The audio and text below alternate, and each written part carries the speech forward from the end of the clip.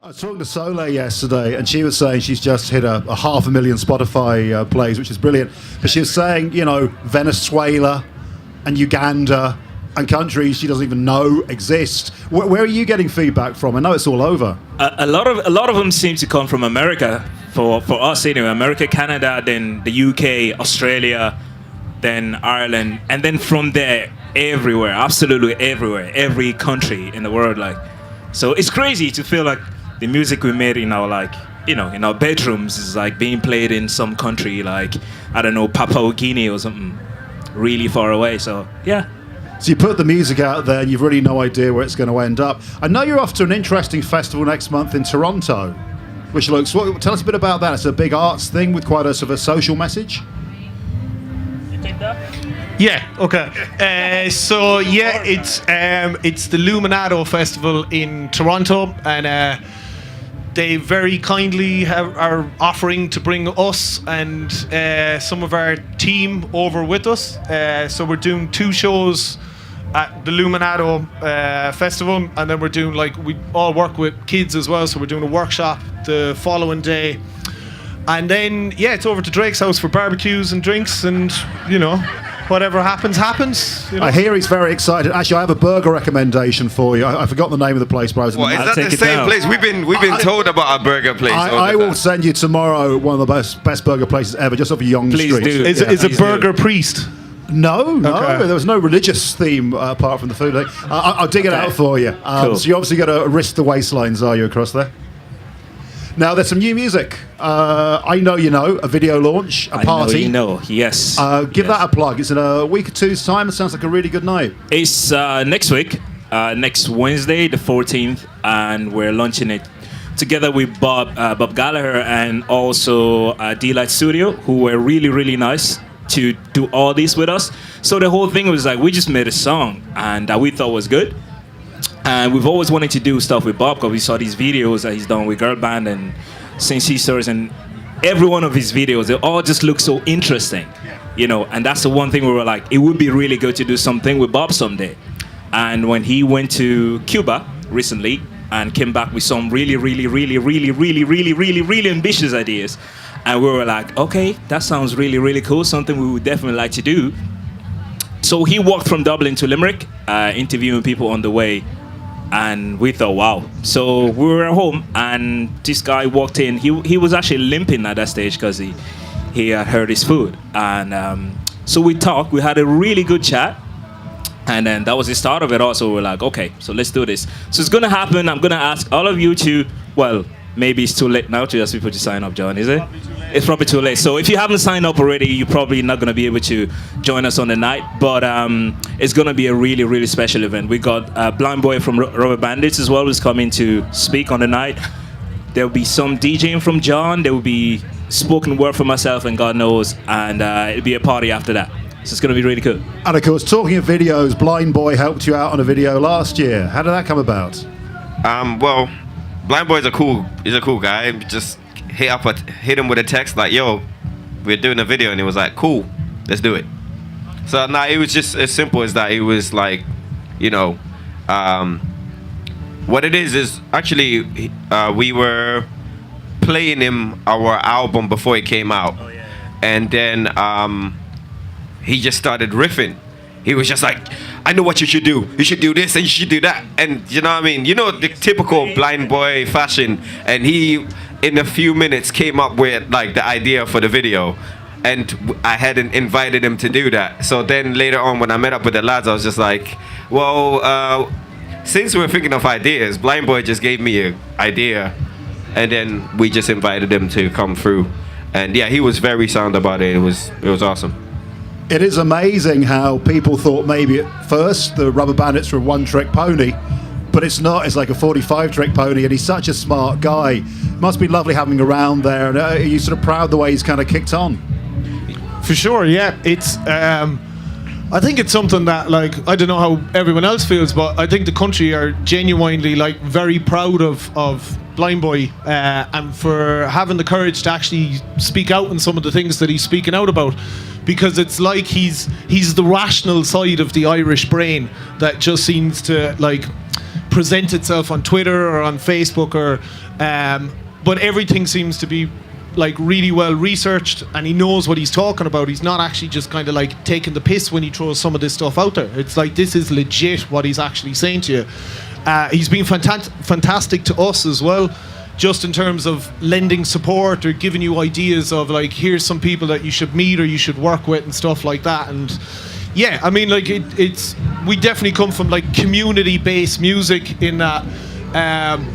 A lot of the time we're not looking for like really high-profile people to collaborate with. It's kind of like, you'd be happier to be collaborating with your mate down the road who plays guitar. You know what I mean? Like that's kind of, no, that's it. You know, when we're in Canada and we're having a barbecue at Drake's house, like if a track materializes, so we're totally open to doing, I suppose, like bigger collaborations and stuff. But it's the thing of, we definitely want to keep like our community close to our heart, and Blindboy is someone who's kind of, I think, seen that and supported us. Organic. We want it to be organic. If we're gonna do something, we don't want it to be weird. Do you know what I mean? And I think it's very much, we've been lucky enough that everybody we've done music with, we like, they come to our space and then we make music together, and I think that's what makes us as well. So we really love the idea of having an organic thing. Like, that's why we don't look for Blindboy, even though we're from the same city. We didn't look for it. It's just he was someone who was around, and then with someone that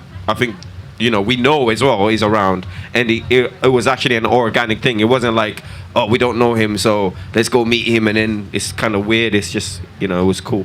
I know you work with a lot of young musicians. Anybody good coming through we should keep our ears open for?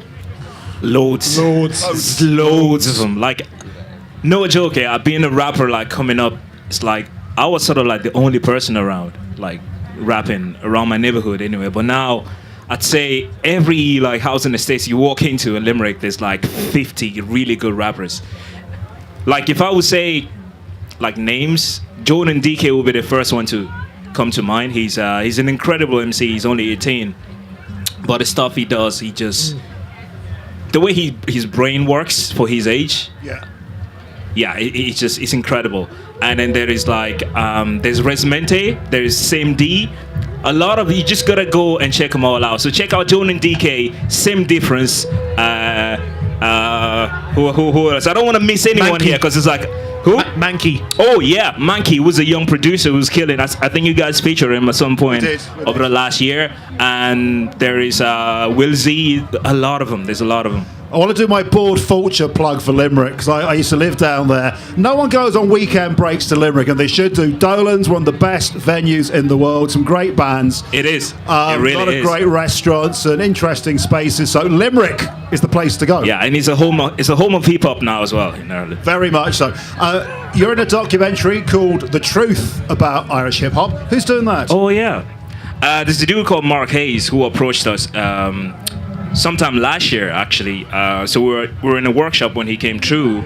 So he recorded some of the work we were doing with the young people at the time, and he interviewed us. One thing I've got to say, it was like, for a start, I was very skeptical, because I've seen a documentary about Irish hip hop before, and it was not exactly, it was not something that you'd want to be, you know, it was hard to watch, because I think it was a wrong representation of what hip hop is in Ireland, because I think people don't give credit to the Irish rappers enough, and I don't think that didn't do that either. Word. So I was a bit slow, but then when we saw where he was going and the people he was interviewing and his approach to the whole thing, it kind of makes you go, okay, this is something I'd want to be a part of, because this person is actually doing the research and going to the ground to meet the people who do this stuff. So so he interviewed us. They filmed us performing in a few different places as well. So it's coming soon. Great. You said the best kind of music, or the best art, is controversial. Do we need art even more than usual now? Things are pretty fucked up. Do you think people are digging into their music, into their books a lot more now than they were even a couple of years ago? I just got a quick question. Which one of you guys say that the best art is controversial? I think it was me. Oh, did you? Then you take it. So you take it. The king of the soundbite. No, like, some of the best art is controversial. It is, though. And, that's true.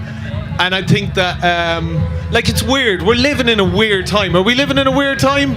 because it definitely feels like I'm old, but like this is the weirdest it's been so far, and yeah, it's just like, you know, where you need like really, really strong voices to kind of cut through certain things, and I think Kendrick is someone that, like, we all kind of await a new Kendrick album like it's a baby coming into the world, but you actually listen to what Kendrick is saying, and it's Baby kind damn. of, there you go, baby damn. But you listen to what like Kendrick is saying, and it's kind of like your state of the nation. If you go back like 25 years ago, you know, the quote that Chuck D from Public Enemy said was rap music was like the black CNN. So that, like, it was, you know, that's how news was coming across, was through music. But it doesn't really feel, I don't know, maybe it's just me, I don't feel like there's the same level of people being kind of like politicized in their music, or taking risks. Or really speaking their heart. Like, it's, you know, music is something that if you really believe in music and you really love music, it'll blow your mind. It's the best education that you can ever get. It can like bring people together, you can communicate with people. But if you get into music for the wrong reason, you just end up with really, you know, like a nice profile pic on your Facebook page, but that doesn't necessarily mean that you're connecting with people in the same way. And I think that's kind of, for us, that's like our approach towards music, is like less about the profile pic. Our profile pic is okay, like, but we're working on it. We're working on it, but it's more about actually, like, you know, you rarely see us backstage at concerts and stuff. No, you will today because it's pouring rain outside. But 9 times out of 10, we're out the front. We want to hang with everyone. We want to chat with everyone. And I think that sometimes that's important in music, that you don't remove yourself too much from everyone else. You know what I mean? Like, even Bob Dylan was, in Bob Dylan's most, you know, like, I suppose, what would you say, precise phase of like capturing what was in like the public's mind or whatever. It wasn't like that dude was hiding out in castles and, you know, flying on private planes. It was still kind of like, I'm in a bus and I'm meeting everyday people like anyone else. And that's, I think, where we're coming from. Now that is a very fine answer to a question. That is really good answer. Deep. Another infomercial. I assume it's at the merch stand. You've got some fantastic new T-shirts. Sure. Oh yeah, we didn't. Oh yeah, John is wearing one. Yeah. He's wearing one at the moment. We've got some really. Here's the thing, yeah. So a few days ago, It's a twirl. that's our new merch right there. New T-shirt. So if you remember the capital copybooks in school, it's like basically reinterpreted or whatever. With me and Merle and John. And me. added. Yeah, that's true. And we got to say thanks to our buddy Shane Serrano. Shane Serrano helps us out. Like, he's a Limerick legend. Anyone who's from Limerick kind of knows him. He helps us with design and stuff or whatever. And yeah, we put pictures up online. And it was trending. It was one of those things when you put out a song and then the reaction to your T-shirts is like up here, and then your song is like here, and then you're like, okay, maybe T-shirts is the thing to do now. So Yeah, you'll be like the New York Dolls and Guns N' Roses in 15 years' time in Topshop. They'll be rocking their Rusangano family T-shirts. No idea who you are. there you go. There But you again, go. it goes back to, like, you know, when you make music, I think people should get a feel of where you're from your music. That's the thing. When I was younger, listening to Tupac and all these guys, you know, like, we know California of listening to Tupac. Today, Kendrick Lamar, you know Compton, listening to him. So it's the same where it's like, we're in Ireland, though. If you're listening to us, you should get a feel of what it's like to be Irish, what it's like living in Ireland. So Well, it's great that a with the kid in design Compton and all that stuff. can listen to you and get a sense of Limerick. That's what we want to do. It's like they're gonna look at the T-shirt and goes like, "What's all that about? People playing? What's that thing with the stick? Ah, that's a hurley, bro." So that's you know, that's how you want to do it. Like, just, you know, get Ireland out there, because that's what music is. You know, take your community and put it in a place where the world can see it and get a feel of it. And like, one thing to say is, if we all know where Crenshaw is in Los Angeles because of Yeah. rap music, like, why can't Kendrick know where O'Malley Park is in Limerick? Or Donkey Fords. Donkey Forge. Exactly. Classic. Exactly. Or actually, why don't people know where Limerick is? I talk to people in Dublin who are like, Limerick, how far is that? Like I say, weekend destination. God, the first time we met, you did the hot press round. Well, hold on, you still call me God. I didn't call you God. No, hey, for anybody who's wondering, hold on. I'm gonna make a plug for myself, yeah? Basically, my name is not God, okay? My name is God Knows. It's all one word. I know it's a weird name. I definitely understand that. It's God Knows, one word. I'll call you G. Yes, Yeah, that We all works. call That him works. G. No, but for people who want to know for future purposes, This is not what God is. This yeah, is no, not God. I am not God. Dear, perfection, this man. You told me very quickly a lovely story about kind of sharing the stage, but he did share a stage with Ed Sheeran. Yes. Oh my days. Do we still have to bring up Ed in 2017? There are young kids who weren't born. Oh my gosh. Oh my gosh. Yeah. One of our friends, one of our lovely friends, Laura Sheeran, who happens to be Ed's cousin, had a wedding, and we were invited to perform at it. And obviously, she was having a wedding. Her cousin came, and her cousin is Ed Sheeran. And so we performed, and then somewhere during our performance, he kind of invaded our stage. And we were all a bit freaked out at the time because we were like, it's gonna make the song skip because he's jumping on the turntable. But okay, it's Ed Sheeran. And it's funny because I remember at one stage, when we started, he was over on the left hand side and he wasn't really like paying that much attention. He had his back to us, and then like after 5 minutes, it was like, oh, Ed Sheeran's turned around, he's watching this, and then there was no sign of him, and like it was like, oh, where's he gone? And then he just appeared up on stage. And we were kind of like, get off the stage. Like, we actually didn't even think. Not in a bad way. No, not in a bad way. It was kind of like, oh, who's the dude on the stage? And it was like, oh, he's actually dancing with us. But really, it's got to be said, one of the most down-to-earth, sound people that you can meet. Really open, really full of advice for us. That was really early on.